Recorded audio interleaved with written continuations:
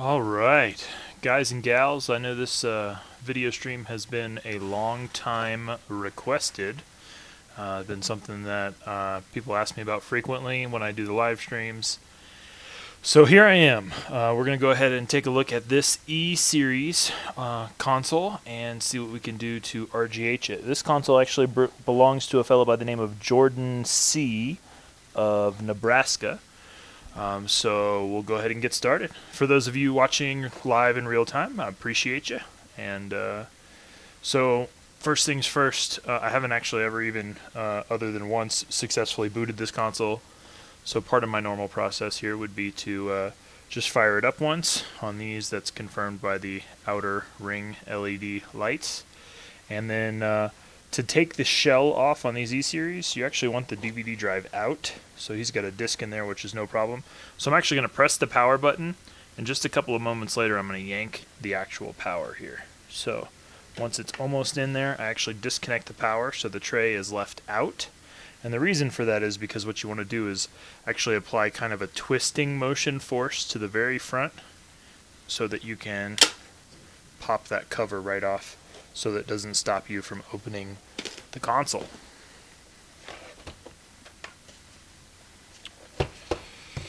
So for the, oh, I just pulled my camera mount clean out.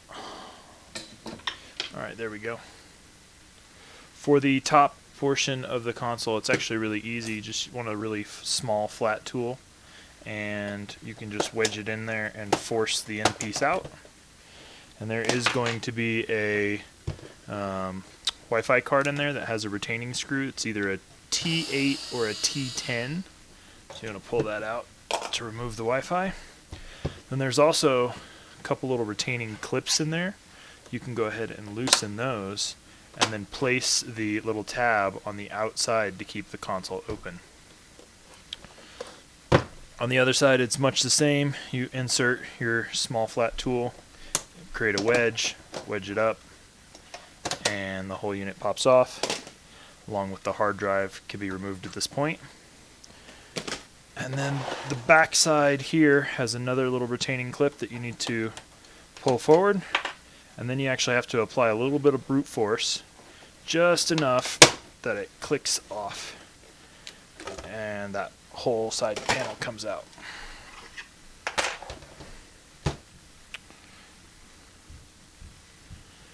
Oh man, you guys seeing Frozen video too? Something been kind of up with my webcam here. Let me see if I can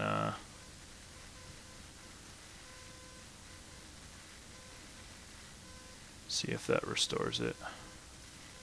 It has been. Oh no.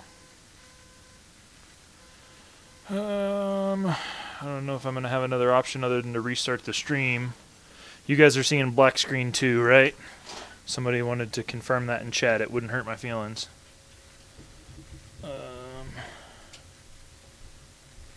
Technical difficulties.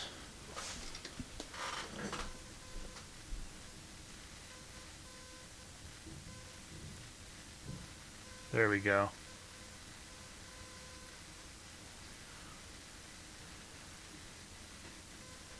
Configure video.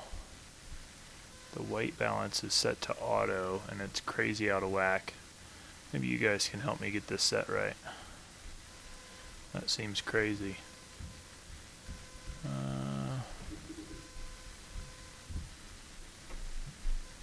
Default.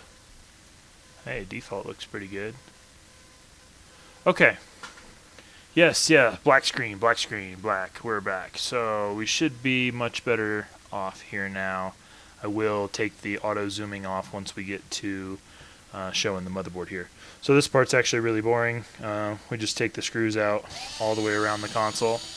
You can take just a few of them out in order to start the process of identifying the motherboard. And so those would only be the long black ones that we're going to pull out later. That would be all you would have to pull out to start identifying the motherboard type. But in order to do the mod, you're going to have to take the whole thing apart. So there's one long black one. There's two. There's 3. There's 4. There's 5, right? So with just those out, you can actually turn the console over, pop the top, and then pull the faceplate off while carefully relieving that front faceplate ribbon clip without damaging it. And then, once you get into the console, by removing the DVD drive here, we can go ahead and identify whether we're dealing with 4 gig, 16 meg. So right off the bat, I can tell you definitely Corona, which we expected to be an E-Series. Gonna need a postfix, and it's a 4 gig. So this is gonna be a 4 gig E-Series RGH. Alright, so let's go ahead and continue with getting the rest of these screws out.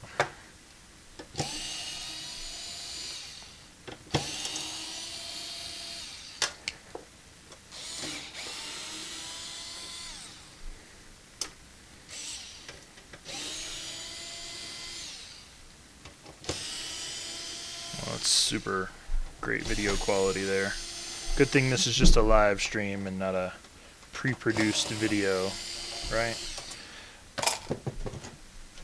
Okay, and then we have 2 more screws in the front.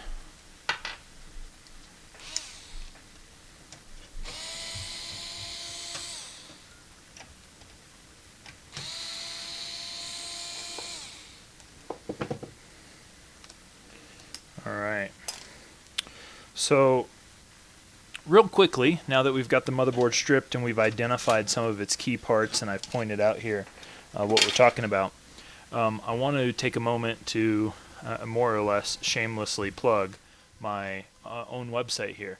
So weekendmodder.com is my website, clearly, and we've got the Identify Console and Mod Guide. And this will walk you through physical form factor all the way through motherboard identification, right, of Trinity Corona. So in ours, we saw this orientation. We saw a 4 gig NAND, and then we also know that it was a Slim E series, but based on the date of 2013, way before, we anticipated this being an E series, and we know that it is. So we're good to go on modifying this console. We know we have a 4 gig Slim E that's going to require a postfix adapter as well.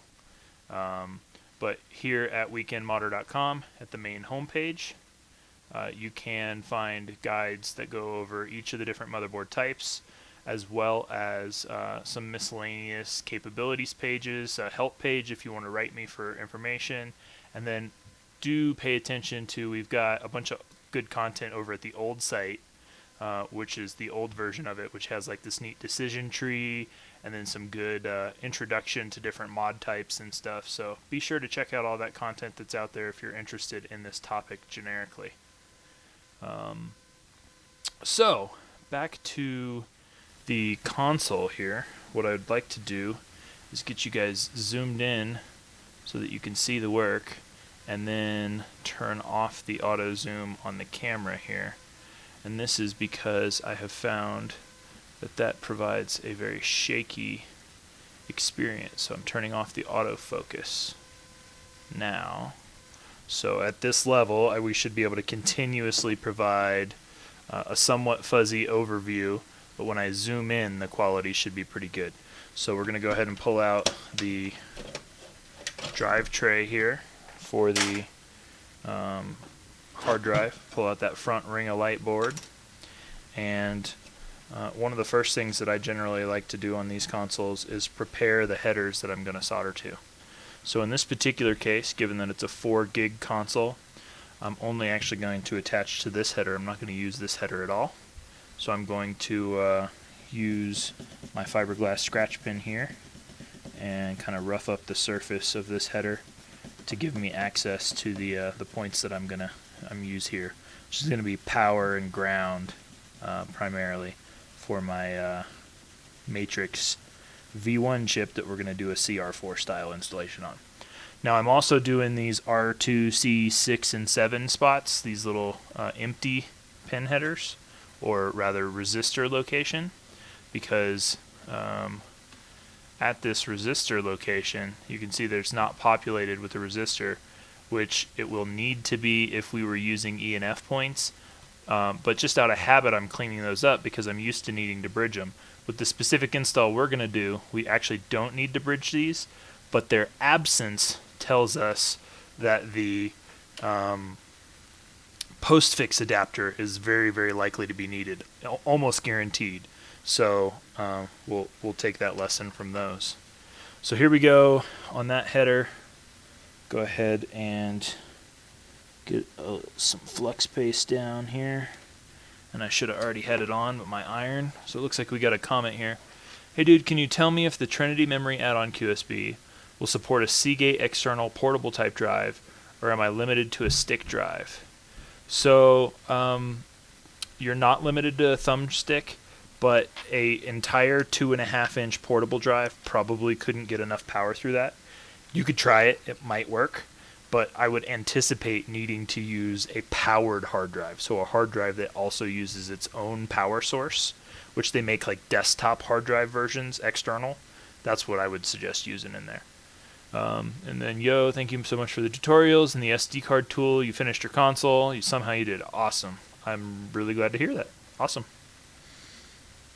So for the image of what we're about to do here, what we can do, if you want to take a look in JRunner, because this is just what everybody has access to. If you go to the Cool Runner Slims and do that Corona wires tutorial, you'll get this reference image, which is not the install we're doing, but it's a good reference as long as you know what you are looking at here. So the thing that we are going to emulate is this is the header that I just used the scratch pin on, and we're going to make use of this 3V 3, and this is actually a ground pad. So those are the two connections that we're going to make real quick, is we're going to pre-tin 3V 3 and ground.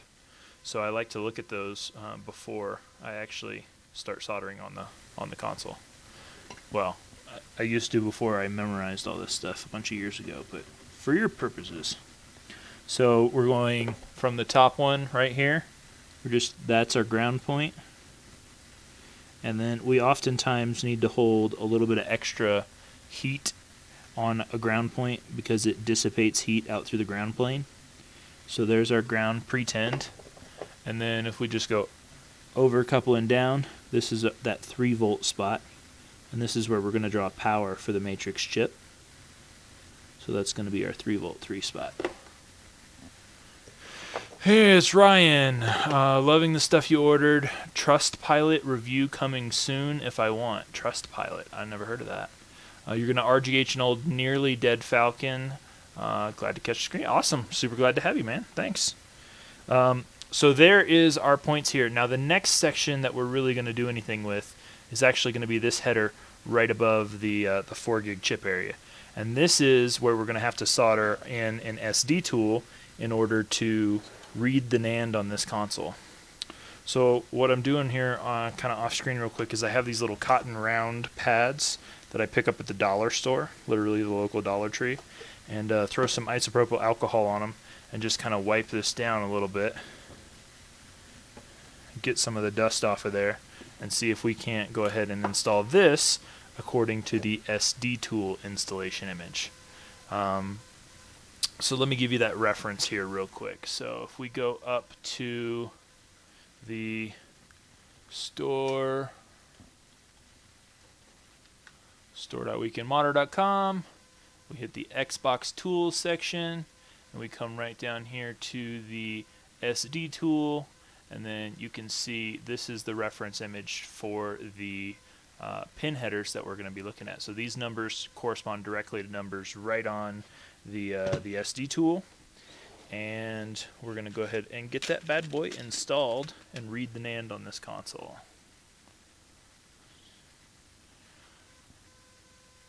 Alright, so back down at the console there, here is my SD tool. I've got obviously buku of them because they're all up on the site for sale and stuff. In fact, you guys are probably curious and maybe see the little differences here. Be kind of neat. Here, I'm reaching over to my inventory shelves to grab the SD tool. It's actually version 2.2 now.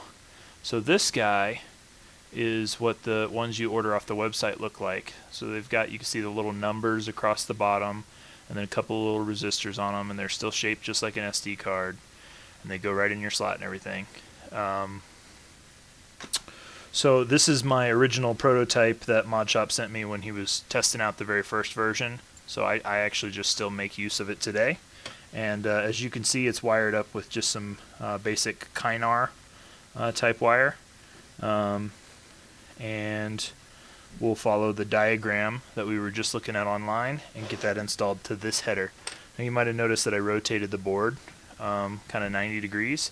That's the same orientation that the reference image is in, so you can just follow kind of one-to-one. So here we go. We'll get some flex paste down on there.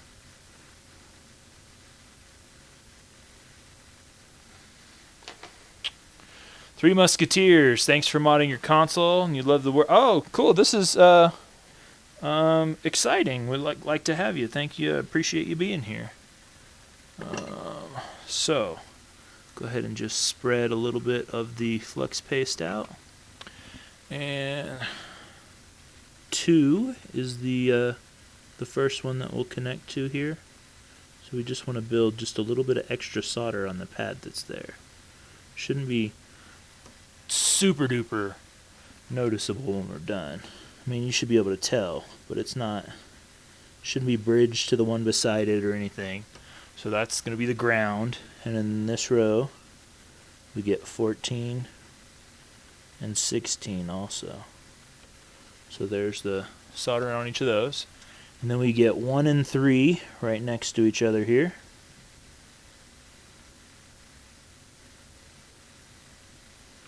That one. Remember, we're just kind of tinning these up, so don't get your feelings hurt if it doesn't build up solder exactly the way you expect it to right now. And then we have 11 and 13 here. Alright, there we go. Okay, so the other spot on the board that we solder to when we're doing this is actually on this end of the little crystal here. And that is where we will attach the point that's labeled C on the SD tool.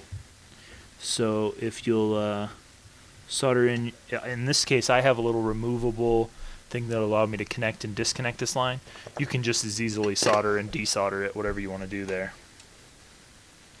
Alright, so as I said, looking back and referencing that diagram, going back to 2, and I'm going to do this specifically in this order. I'm going to start from here and come down, and then I'm going to do these and come down. And the reason that is because with my wires routing this way, if I either routed the wires the other direction or started on this side, I would have to be going under them in order to route the next row. So it just kind of makes sense that way. What's up, Nick? Thanks for watching. Alright, so we're starting with the spot that was labeled number 2 in the diagram. So it's the very end row there. And then we'll go to the G for ground. Alright, so I'm just separating that line out of the little mess here. So here's G.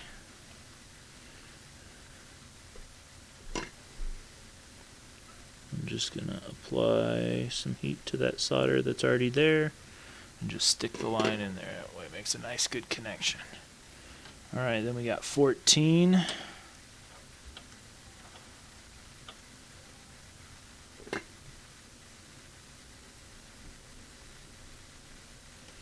And then finally, number 16 on this one. I wish I had some way to gauge how I could provide some background music and it not be either too obnoxiously loud or too quiet to be heard. Maybe there's a way to do that. Alright, what's my cheapest console do I ship to the UK? So very infrequently these days do I do pre-modded consoles. Most of the time I'm sticking to just my send-in service these days, and then also just selling supplies to people who want to do a mod themselves. And then 2, no, I don't ship, even when I do have pre-modded consoles, I won't ship a console internationally. I will ship supplies, so if you wanted to order some tools from me to mod the console yourself, I would be able to sell you some stuff to help you out. But I don't ship consoles internationally because it's so expensive that it's just not worth it.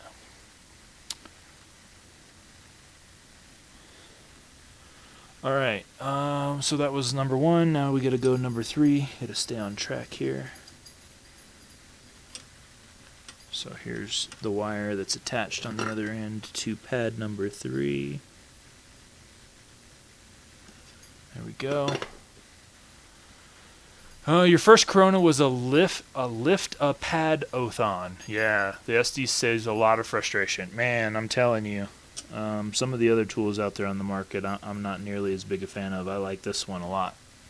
Alright, so we're going to go to number 11, which is the first one on this row here. Well, no, I guess it's not. I don't know why I said that. And then finally, number 13, which actually looks like I'm missing a wire for. So I'm going to check my drawer here real quick, see if it broke off in there. And I don't see it with just a cursory glance, so let me just replace it real quick. So we're going to go from here up to there. So we just need to snip this guy. And then so you can see on the tool here, there's no line attached to pad 13.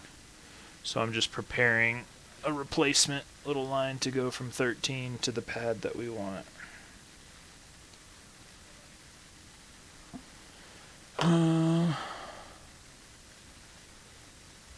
Yeah, it's Connor. It's not a question of whether or not you would be willing to pay for it and stuff. Certainly, if I was gonna, sell a console, I would charge shipping for it. It's the fact that, like, I don't feel like I can actually sell a console in the UK and not feel like I'm giving somebody a rip-off price. I mean, it literally costs $60 or $70 US to ship a console, and you can buy consoles in a lot of cases from GameStop and stuff for 60 or 70 US dollars. So I mean, you're literally paying and shipping. It just doesn't make sense to do it, man. Bottom line. So there was some solder that had flowed through to the other side on that one. So I just kind of knocked it down and cleaned it up there real quick. And I apologize if I rotate this off the screen for you guys, but I want to keep this going. There we go. So now we got a line connected to 13. Come down here and get it connected to this pad so we can read the NAND on this console. There we go. Alright, with the reflection of the flux paste that's in there, it can look a little bit like it's overlapping, but I assure you none of these connections are touching. They are all independent from each other. They are coated in a goodly amount of flux paste here. So let me go ahead and turn the auto zoom back on, because otherwise this is going to be really annoying for everybody. Or the autofocus, rather. That was the main bit of soldering that we're going to do. Alright, so at this point, once again, dropped my camera. Man. And I mean, I physically dropped it. I mean, it's going to a black screen for you guys, I'm sure. Let's see. There, I was able to bring it back without having to unplug it this time.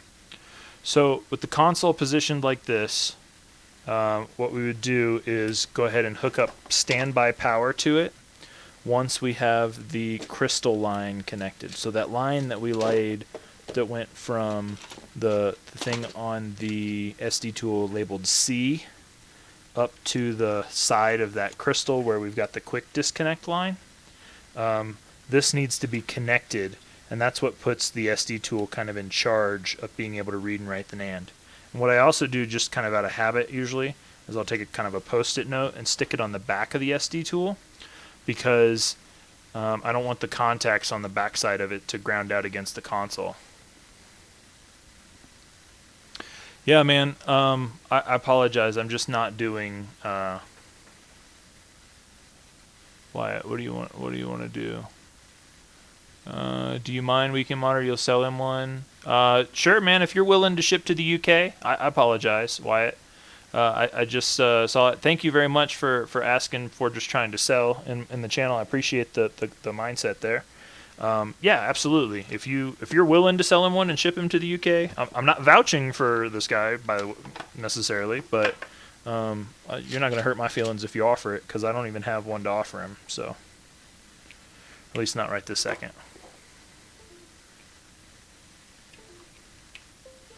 All right.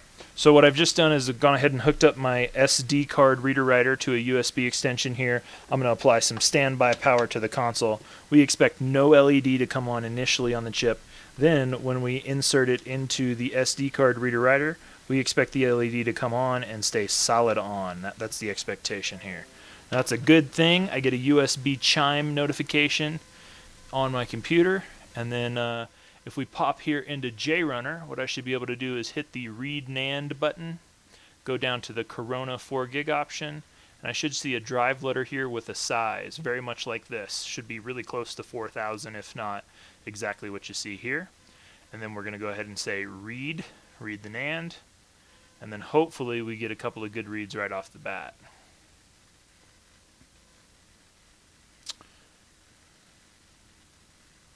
Okay, so this one failed with an error, which is totally not uncommon at this point. What I like to do here, usually, first thing, is to just switch the SD card reader writer. So this USB device is not playing well with this one, and you can see this one's covered in tape. It's super old and stuff. I've actually got an exact copy of it, not covered in tape, a new one, and we'll try to use that one and watch how often this actually just fixes things, just changing SD card reader writers. Alright, so we're solid on. Okay, the light went off.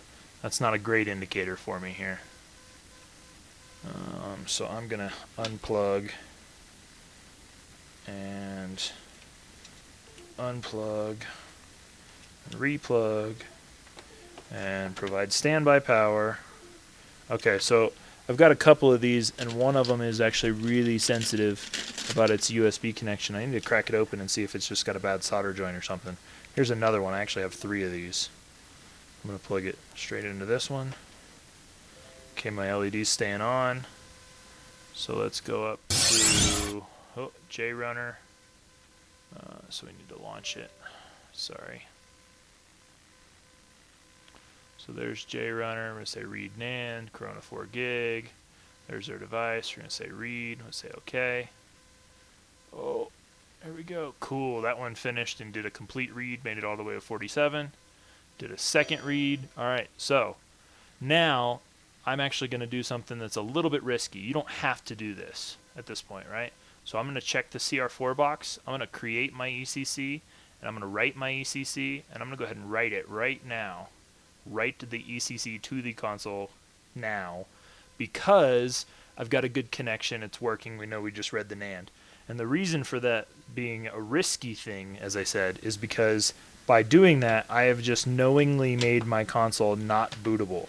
So when I install my glitch chip, I can't just turn the power off to it and expect my console to boot retail as a test of whether I've messed it up or not. So what I'll have to do is be confident in that. So what I would suggest most other people do is that step that I just did with the ECC file, actually wait until you have the glitch chip totally installed and actually ready to go before you write the ECC file. So what we're going to be using here is a Matrix V1 chip. I'm just going to go ahead and take it out of its static packaging. Somebody asked a good question in the chat there. They said, do you think modding is dead? And so on the 360 front, a couple of thoughts come to mind. One, my business is far from dead. I sell a lot of supplies to people that are willing to give modding their own console a try even. So clearly there is a lot of kind of DIY willing to give it a shot on their old 360 type people out there that are just going to get exposed to modding. So I think it's shifting away from people who are really focused on getting online and getting the mod menus and getting the cheats or whatever, and moving more towards people who are just happy to breathe a little bit of life into their old 360. And in addition to that, I really feel like Xbox One having backwards compatibility with 360 gamers has actually breathed some life into those games.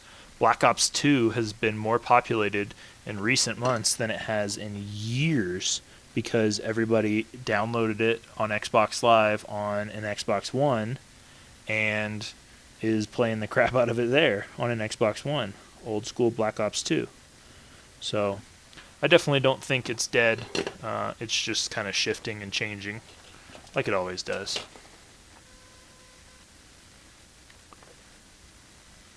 Yeah, there's a lot of people on TTG screaming for mostly Call of Duty mobs. Well, that's true. There's always going to be the people who are just out for a quick hack. They're not very good at the video games. They think that by getting a modded console, they're going to just wreck everybody and it's going to be so much fun because, blah, blah, blah. And that's just never been my cup of tea. I absolutely acknowledge that that's probably what the vast majority of my consoles that I've sold were used for, right? Like, most of the people who bought consoles from me bought them so they could do online modding. I've got no,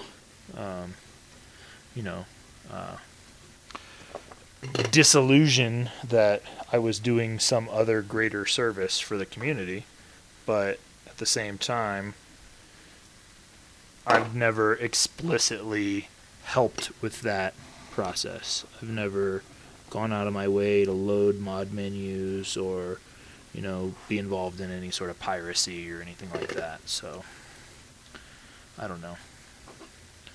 I feel like that was a little bit soapboxy. Okay. No. So what I'm doing right now, I should explain, is connecting the power and the ground. So those two spots that we soldered to earlier, we pre-tinned them, were ground and power for this glitch chip. So it's 3 volt 3 signal, not 5 volt, and ground up here that I just used some leftover wire to route to on both of them. This is not a Winchester. This is definitely a E-Series Corona, not a Winchester. So we're actually going to go about proving that right now because we need to hook up the RST, the post signals. And in order to do the post signal, we need to take off the XC GPU cooler so that we can put a postfix adapter on the console. So I just used the X-clamp tool available on the website to pull that out. If you're interested in one of those tools, just use that alcohol-soaked cotton pad here, clean up the area, and I need to stand up here actually to grab the postfix adapter. V1, V2, totally interchangeable. It really doesn't make any useful difference. What you're doing is using a small little wire to poke a physical ball grid array ball and get a signal connection out of it. The whole reason postfix adapters exist is because Microsoft attempted to bury the post signal so that the RGH modification could not be done because that post signal is required for it to function, and people were able to figure out a way to still obtain that signal even on motherboards where it had been intentionally made difficult to access, hence the postfix adapter. Alright, so that goes in real easy like that, and I consider this a pretty darn necessary step we need to use a multimeter here, which I have set on 200K, and I'm going to take the measurement between ground, so I'm just grounding out to the AV shield up here, and the post point, and I should get something like that, like 50K ohm. So this is just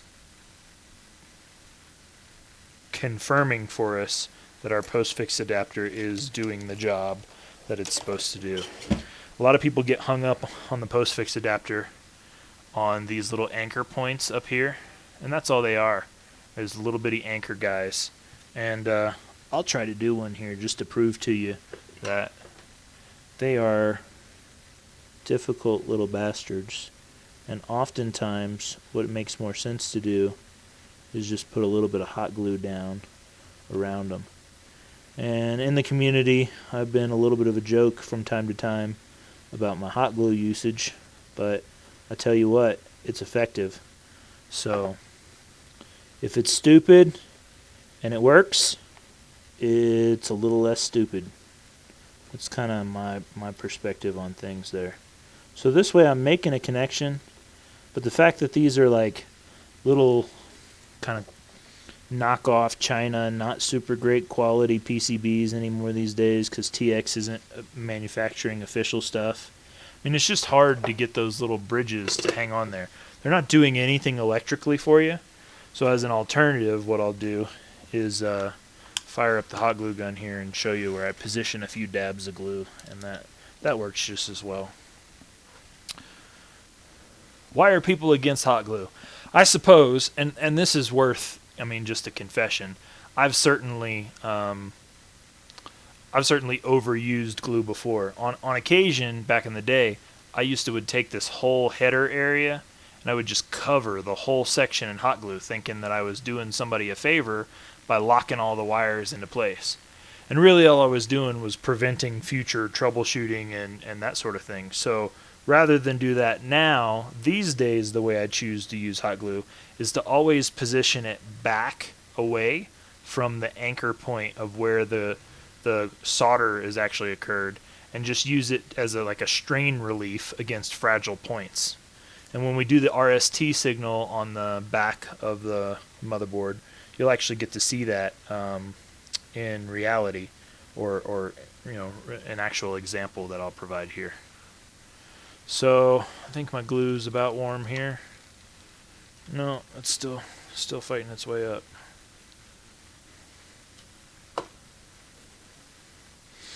So the next two wires that we're going to do will be the last two for this installation. It is only a 5-wire install after we get this post, or total 5-wire install.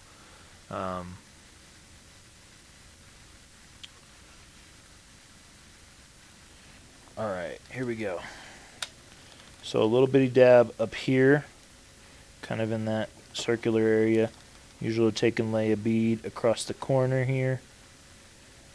Right, one right on top of where they're joined together there, and then same on this side,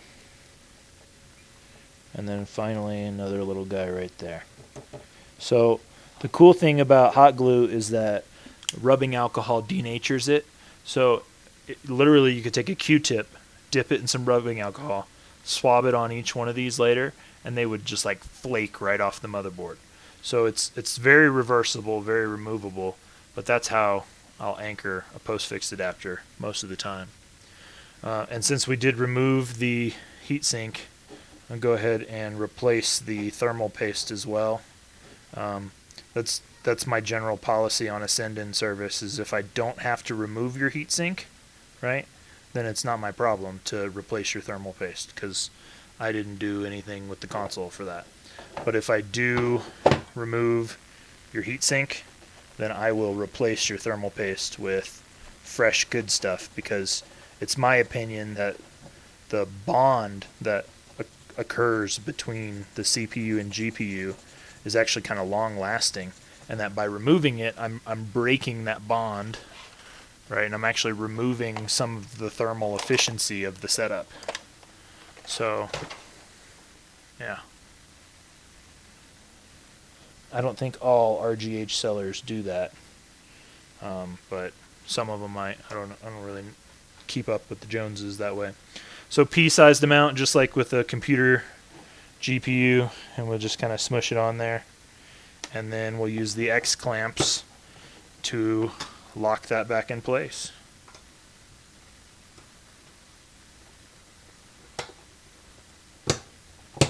All right. Okay, so since we're already on the other side of the motherboard here, we'll just real quickly attach that point. So that's all you can see from the top side when the postfix is installed. So you're going to do a little ball of solder on that first point, and then we'll just connect that to the letter B post point on the console itself. So here's a nice little wire. Whoop. And then we're going to come over to B, which is here. I'm just kind of roughly measuring it with my finger.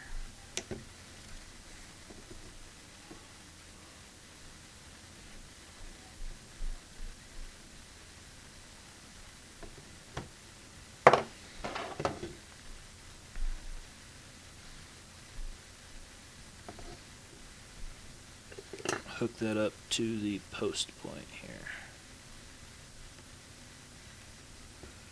Alright.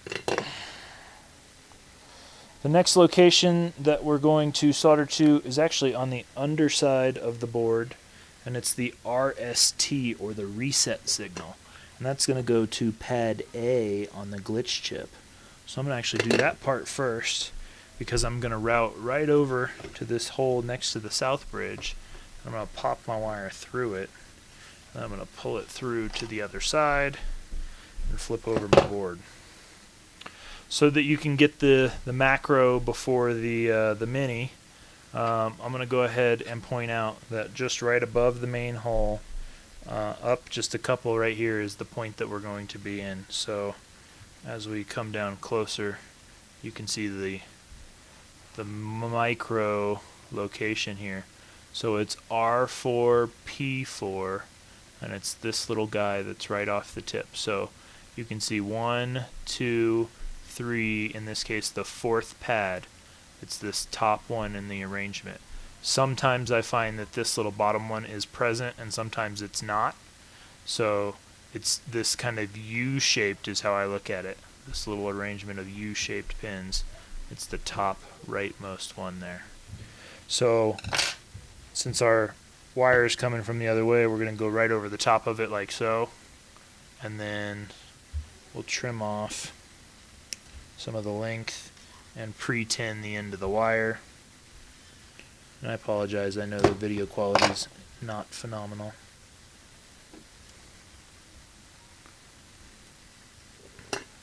So I'm just pre-tinning the wire off screen here real quick, which means I cut it to length, and I'm soaking the end of it in some solder. So we'll go ahead and drop a little bit of flex paste right there.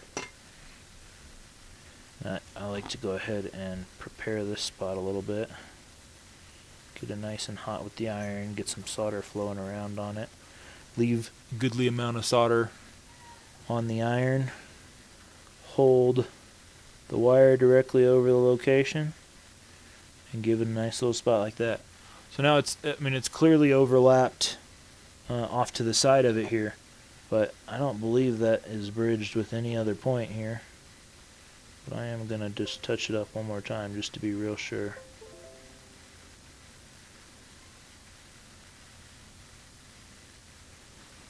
There we go. Alright, so with this one, what I'm going to do is that technique that I was mentioning before. Back from the point, I'm going to put a nice blob of solder here, and it's because that little tiny point that we soldered to is actually quite fragile.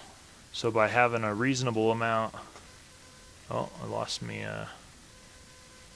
my camera again. And this sucks. Activate, there we go. the blob of hot glue is there to be our friend to provide strain relief, so that if this gets yanked on, the hot glue can reinforce that little point instead of it just being fragile and ripping off. All right, and then the final point for this whole installation, motherboard again orientated kind of sideways. We're going to come all the way down here to the front DB2G3, and that's going to go up to the E location. So I'm going to look and see if this one looks like it will make that length here. So we got a good piece of wire. So at this point I'm just anchoring this in E. Don't really need any sort of up close vision for that one. It's use your imagination, right? And then we're going to come down here to, and let's get zoomed in, DB2G3, right there off the edge of that capacitor. We're going to lay this wire right over that guy and get him soldered in.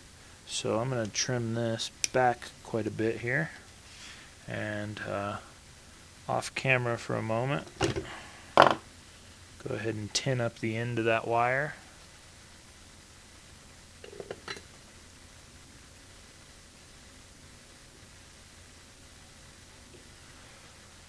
Three Musketeers. That depends on how it was paid. If you sent cash, I don't care. I'll send it. I'll mail it wherever you tell me to. If you paid using Amazon or a credit card, they care, and they will want me to mail it to wherever you put as the shipping address on that order. So I don't recall you specifically which one you did, but if you did do cash, then you're good to go. Otherwise, it needs to go to the shipping address that you checked out with on the website. And then we'll do that same strain relief technique here. So we'll put a little bit of glue down back from the point there to protect the point in case that wire gets yanked on. Alright, so the cool beans is with those wire installations, just how quick that was. I mean, I know we've been going for 47 minutes here, but a lot of that's just me yapping. This install is basically done, right? So we'll go ahead and slide this motherboard back into its shell, or its metal housing at least. I thought I saw something rolling around, so I'm going to dump it out here.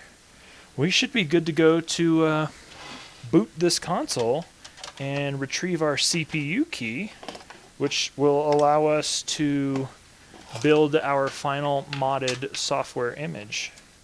So, oh, you know what I didn't do? We have not yet programmed our glitch chip. There is a step missing here. Right, so we wrote our ECC file to the console, which means the console is ready to boot Zell. We've wired in the glitch chip, but we need to tell the glitch chip like what its job is, how to do what it needs to do. So you do that by going to Advanced, Custom NAND CR Functions. That brings you this little pop-up. You go to XSVF, that's the timing file format. And then today we're doing a Muffin Corona. It's a 48 megahertz crystal. We'll do the 3.1 file because that's what I know to work really well.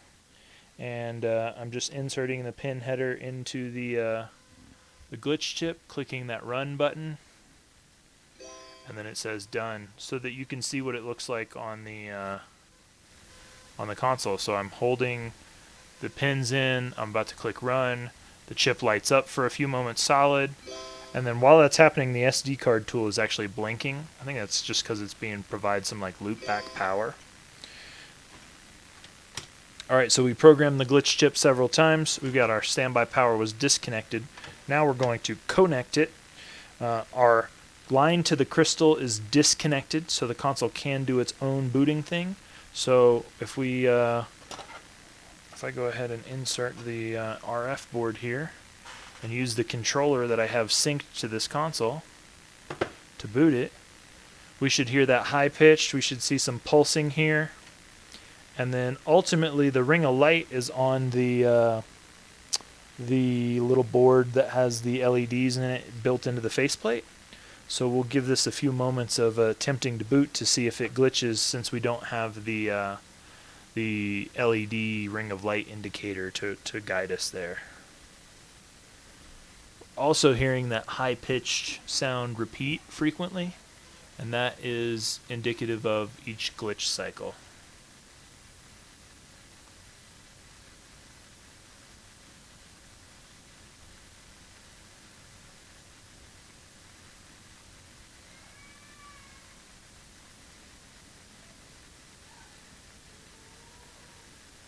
Alright, one thing I did do with this console that was a little different is just out of habit, I went ahead and bridged this, well, actually less out of habit and more out of kind of, I'm being a little nervous because I was on video and whatever. I don't often bridge that bottom set of pads. Usually it's just that first set up here. So I just went ahead and unbridged that bottom set. I want to see if the camera will go ahead and focus in there for you. Give you a good shot. Sorry. Come on, camera.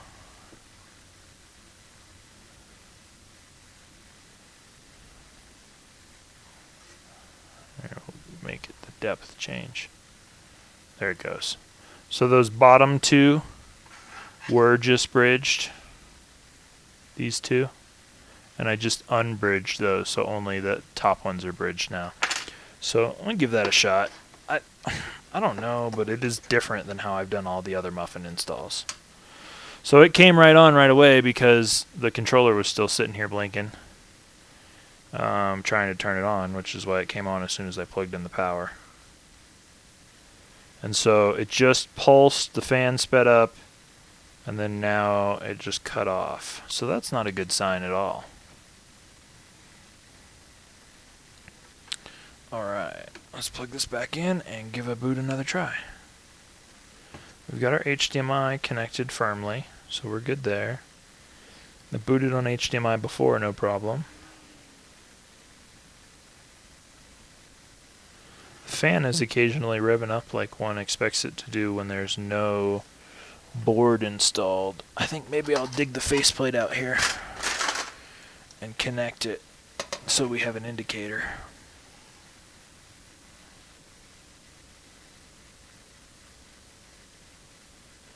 Okay, so we just saw an indication here by the pulse going solid that actually, if I go to the HDMI, we just got Zell. Check that out.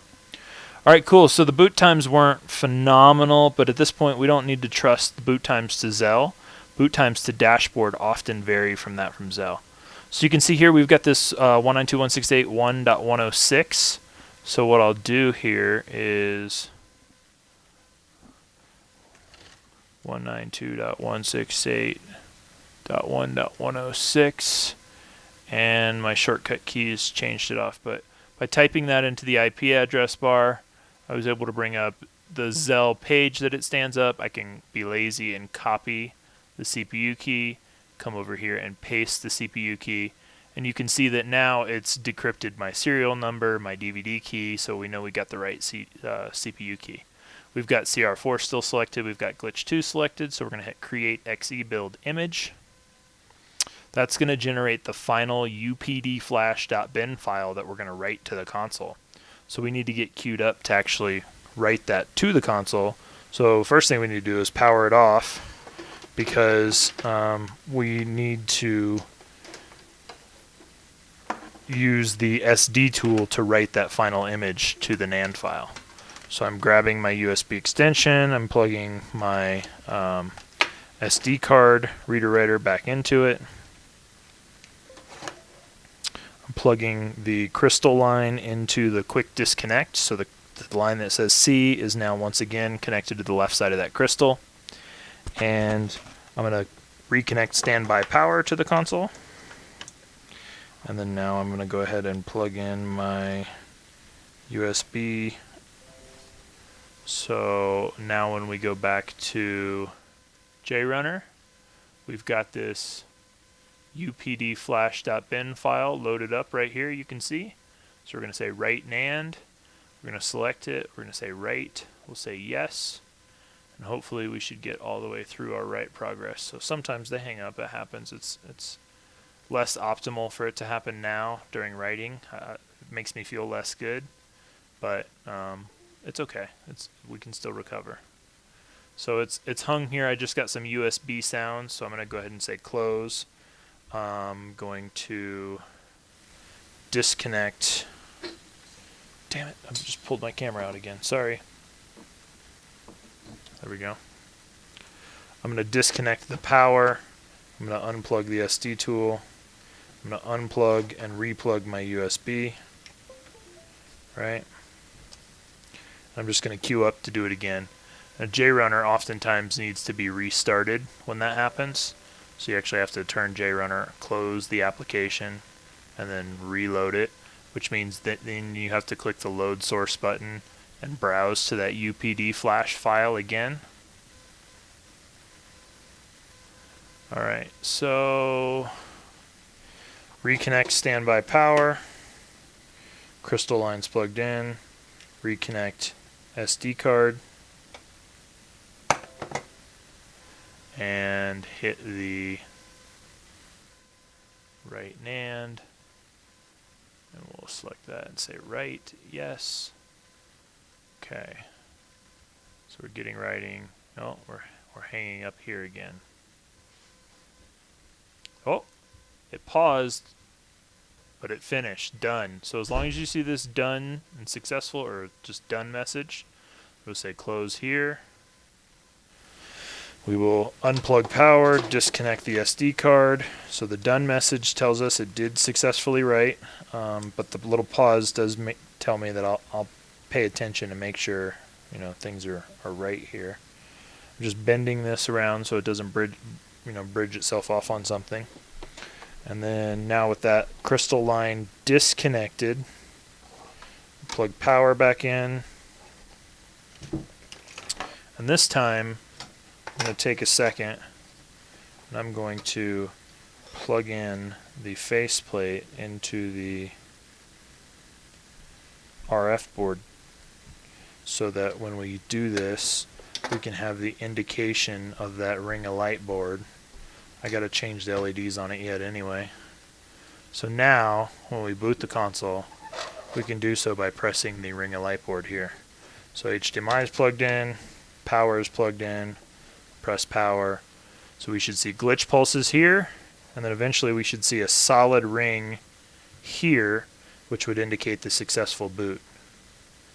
So that was 2 glitch cycles to a successful boot. And now if we go to the HDMI, what's going to come up is going to be a stock looking dashboard. And this thing is running at like 1080p, so I got to resize the window here real quick. So this is the first time you've ever used the console screen that comes up when you install this modified NAND. So if we just next through it real quick.